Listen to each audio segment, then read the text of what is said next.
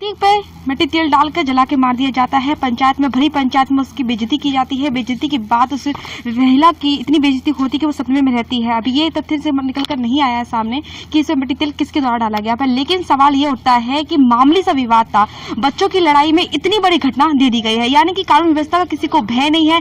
पंचायत होती है, कॉलोनी है, ये पुष्पांजलि एनक्लेव, यहाँ कॉलोनी में बाहर से 25 से 30 लोग आते हैं और पंचायत होती है। और पंचायत होने के बाद यहाँ पर भरी सभा में एक दंपति परिवार के लोगों को बेइज्जत किया जाता है। बेइज्जती इतनी होती है कि इनको सदमे में रहते हैं। उसके बाद मामले से विवाद तो कोई ज्यादा बड़ा विवाद नहीं था। और उसके बाद घर के बाहर ये जगह आप देख रहे हैं, इसी जगह पर संगीता के ऊपर मिट्टी तेल डाला गया था और यहाँ पर ही जलकर उनकी डेथ हुई थी। उनके पति भी थे, उनके पति ने उनको आग बुझाने की बहुत कोशिश की थी। उसके बाद उनके हाथ भी जले हैं। हम उनके पति से ही बातचीत करते हैं और उनसे पूरी घटना की जानकारी लेते हैं। रजावत जी हैं, उनसे हम बातचीत करते हैं। कुछ दिन ऐसी क्या बात हुई थी और उसके बाद इतनी घटना जो बड़ा रूप लिया है, कैसे हुआ? सर, जैसे कि उस दिन घटना हुई थी, पंचायत कितने हुई थी ये बताइए पहले। 4 बजे की टाइम थी, 6:30 बजे हुई।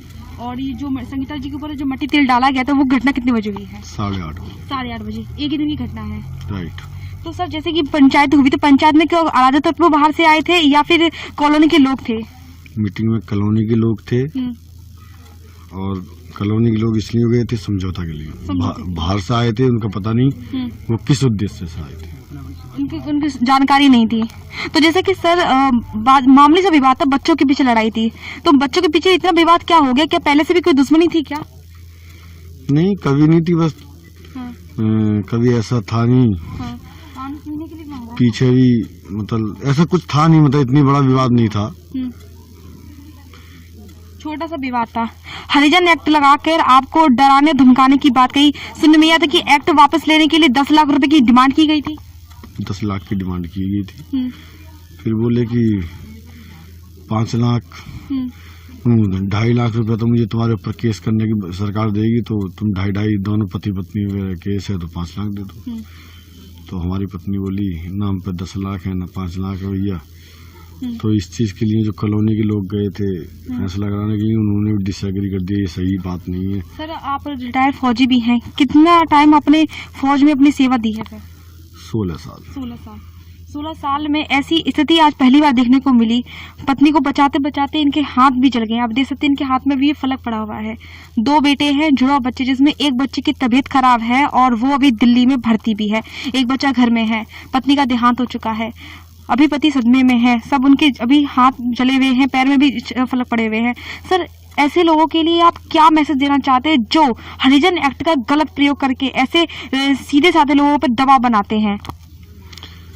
मैं तो यही महसूस करूंगा कि शायद भारत सरकार अगर इस एक्ट को अगर इनको दे रखा है तो इसका इतना गलत, मतलब अगर कोई थोड़ा सा भी कुछ बोल जाता है तो ये तुरंत बोलते हैं हरिजन एक्ट लगाते हैं। और हरिजन एक्ट लगाते ही ये शेर बन जाते हैं। इनके पास एक ही मुद्दा है, हरिजन एक्ट। बाकी इनके पास मुझे तो लगता नहीं कोई दमदार बातें हैं। अंतिम संस्कार करके आए हैं। पुलिस प्रशासन से किसी तरह की शिकायत है कि अभी तक पुलिस ने शुरू से ढिलमिल रवैया अपनाया या पुलिस प्रशासन ने शुरू से सहयोग किया आपका? देखो, ऐसा है, जहाँ तक कि पुलिस की बात है जी, जिस दिन वाइफ का चोट लगी थी, जली थी, उस दिन मैं उसी दिन दिल्ली निकल गया था। मैंने ना आगरा में फोन किया ना। लेकिन सर, ये भी सुना है कि आपको 24 घंटे चौकी पे आप दंपति दोनों बहनों को रखा था, चौकी पे बैठा के रखा था, कॉलोनी वालों के दबाव में आकर तब आपको भेजा था। ऐसा क्या सच है? नहीं, मेरे को रखा था। मेरी पत्नी ने मेरे को मतलब भाग दौड़ करके रात को 1 बजे छुटा के ले गई। किस चौकी में रखा था सर? एकता चौकी में। किस तारीख की घटना है ये सर? मैम, ये एकता चौकी की मतलब चोट लगी थी, क्या तारीख को लगी थी? 8 तारीख को ये घटना हुई आपकी पत्नी के साथ? हाँ सर। तो उसी दिन की बात हुई है? हाँ। चौकी में आपको एक्ट लगाया गया, हरिजन एक्ट। क्या पुलिस से कोई जो क्षेत्र अधिकारी होता है, कोई आयो आया था घर पे जानकारी लेने के लिए कि ये सच है ये गलत है जो एक्ट आप पे लगा दिया गया? आयो आए थे यहाँ पे 1 घंटा घर पे बैठ करके, 1 घंटा गेट पे बैठ करके सबसे अब किसकी किया उन्होंने इंक्वायरी की, क्या नहीं किया, मुझे इस चीज की जानकारी नहीं है। आपसे मतलब बातचीत करने के लिए नहीं आए, गेट पे ही बैठ के चले गए आयो जो आए थे? नहीं, मेरे पास सिर्फ 1-2 मिनट के लिए आए, बाकी वापस चले गए कि ये बोल करके कि सीओ साहब के ऑफिस में अपने बयान दर्ज करा देना। बस इतना क्या चल रही है। प्रशासन से सर आप क्या मांग करना चाहते हैं? प्रशासन से मैं मांग करना चाहता हूँ कि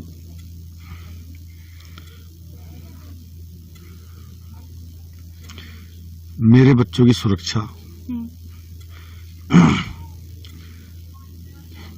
मैंने सुबह भी मीडिया को बताया था, अभी भी बता रहा हूँ, 50-50 लाख रुपए मुझे नहीं चाहिए, न मेरे परिवार को चाहिए। दोनों सरकार खाता खुलवाए उनके नाम पे, खुद उनके नाम पर उनके खाते में खुलवा के उनके अकाउंट में डलवा दे, और उनका क्या होता है एग्रीमेंट। इस कॉलोनी में सर आए हुए कितना टाइम हुआ है आपको यहाँ पर आए हुए?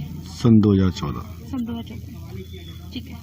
तो जैसा कि अनिल जी ने बताया कि सन 2014 में यहाँ आए थे और उस दिन 7 तारीख की कोई घटना नहीं थी और 7 तारीख को ऐसा कोई विवाद भी नहीं था।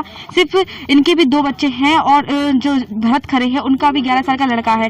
आप बस 2 बच्चों की आपस की लड़ाई में ये छोटी सी बात तूल पकड़ के ले गई, जहां पर हरिजन एक्ट का गलत प्रयोग किया गया, जिससे साफ जाहिर होता है कि हरिजन एक्ट का आधे से ज्यादा मुकदमे झूठे होते हैं। इसमें यह भी है कि अभी पीड़ित के हाथ जले हुए हैं, बच्चा अभी एक हॉस्पिटल भर्ती है, एक घर पे है, पूरा परिवार दहशत में है। यानी कि इससे साफ जाहिर होता है कि पुलिस ने भी शुरू से ही इस पूरे मामले में ढूलमुल रवैया अपनाया गया।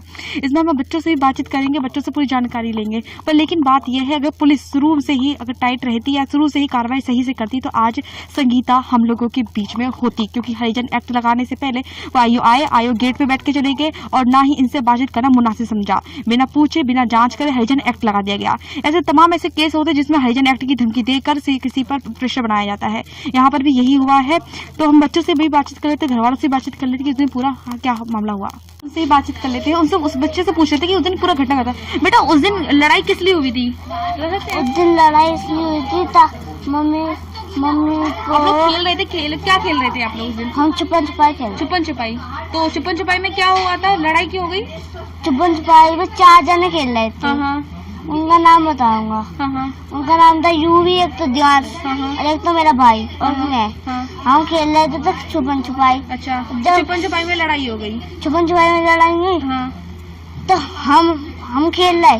अब जब हम सब पास हो गए ना तब हम पार्क में गए, तो जिसमें टाइम था वो कर रहे थे हम, टाइम दे। उससे पहले वो आया हमारे पास। तो मतलब बिट्टू से आप लोग बिट्टू के संग खेलते थे?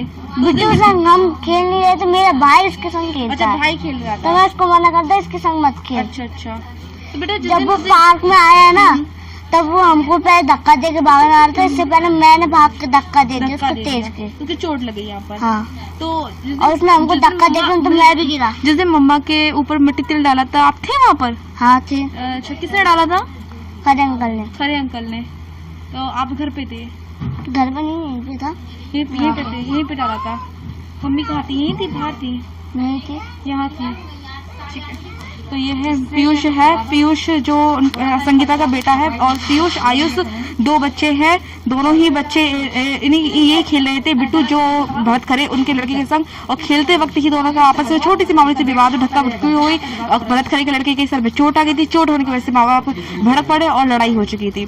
किसी भी कॉलोनी में जब एंट्री करनी होती है उससे पहले एक रजिस्टर मेंटेन करना होता है। रजिस्टर में आपका नाम, पता, एड्रेस, मोबाइल नंबर लिखना होता है। पर लेकिन उस दिन पंचायत में जब जुड़ने लगी भीड़ तो वहाँ पर एंट्री करने से मना कर दिया गया। ये हमारे साथ बाबा है, इनसे बातचीत कर लेते हैं। बाबा, कब से आपकी ड्यूटी है यहाँ पे रही है? मेरी 7 बजे से 7 बजे ड्यूटी रहती है। जिस दिन पंचायत हुई थी, पंचायत के दिन में ड्यूटी थी आपकी? नहीं, बात टाइम पे मेरी नहीं थी। नहीं थी? नहीं।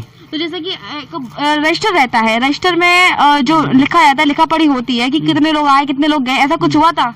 नहीं, कोई नहीं, मना कर दी। किसने मना कर दिया था? अध्यक्ष ने। अध्यक्ष को नाम क्या है? खरे भरत खरे। हाँ। उन्होंने मना कर दिया हाँ। कि यहाँ पे एंट्री नहीं होगी, ऐसे ही जाने दो लोगों को। हाँ। तो कितने लोग आपके सामने बाहर से आए होंगे, कुछ देखा होगा आपने? तो करीब नहीं तो ऐसे कोई 10-15 लोग तो मेरे सामने आए। 10-15 लोग आपके सामने आए थे, फिर आपकी ड्यूटी खत्म हो गई? हाँ, 7 बजे मेरी ड्यूटी खत्म हो गई। तो पंचायत तो 3 बजे करीब जोड़ी गई थी। अब 3 बजे काहे जुड़ी है? 7 बजे के बाद में जुड़ी है पंचायत। तो शाम को 7 बजे के बाद पंचायत जुड़ी है। हाँ, आदमी आपके बाद किसकी ड्यूटी लगती है?